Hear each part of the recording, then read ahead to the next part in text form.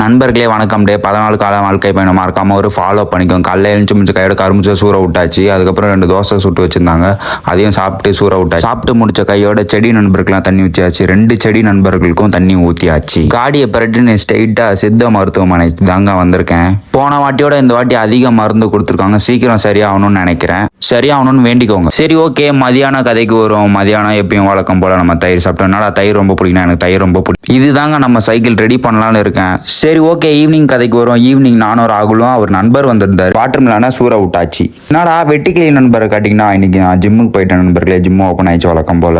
வெட்டிக்கிளி வந்து பைசப் போட்டுட்டு இருந்தான். நானும் பை தான் போடலாம், நம்ம டீ கடையும் பை தான் போட்டுட்டு இருந்தேன். நான் அந்த 10 எப்படா கொடுப்பான்னு இருந்தேன். 10 கொடுக்கவே இல்லை நண்பர்களே. எப்படியோ ஒரு வழியாக 7:30 போட ஆரம்பிச்சிட்டேன். நானும் பை போட்டேன். இந்த ஜெய் பையன் இருக்கானே, என்னை டான்ஸ் ஆட விட்டான். ஒரு வழியாக டான்ஸ் எப்படியோ தகவுக்க ஆடி முடிச்சிட்டேன். பெல்ட்டுலாம் போட்டுட்டு இருந்தான். சும்மா ஒரு ஃபன்னாக ஒரு டான்ஸ் போட்டேன். எப்படி இருக்குன்னு சொல்லுங்க, கமெண்ட் பண்ணிட்டு போங்க. கடைசி வரைக்கும் இந்த ஜெய் பையன் விடவே இல்லை. டான்ஸ் ஆடியோ ஆகணும். நான் எப்படியோ ஒரு வழியாக ஆடிட்டேன். அதுக்கப்புறம் 2 போட்டா வச்சு சூற விட்டேன். தொடர்பு இருக்கும். நன்றி.